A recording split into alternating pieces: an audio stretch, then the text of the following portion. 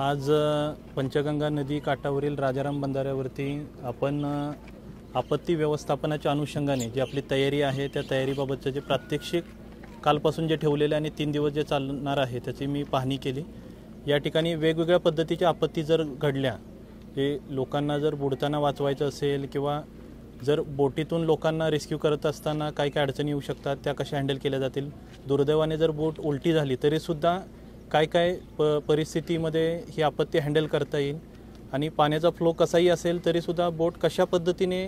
चालवली जाईल या पद्धतीचं प्रात्यक्षिक झालं। हे उद्यासुद्धा हे प्रात्यक्षिक आणि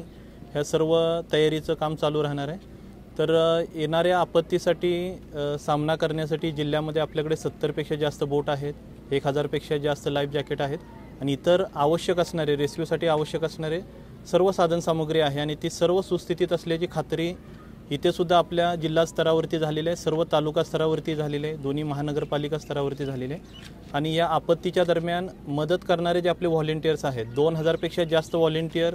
जिल्हाभरामध्ये आहेत, त्यांच्याशी सुद्धा संपर्क झालेला आहे, त्यांचं ट्रेनिंग सुद्धा झालेलं आहे।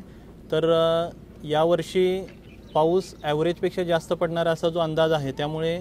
पावसाचं प्रमाण जसं राहील, प्रकल्पामधील पाणी जसं राहील त्याचा सर्व अंदाज घेऊन येणाऱ्या आपत्तीला सामना देण्यासाठी प्रशासन सज्ज आहे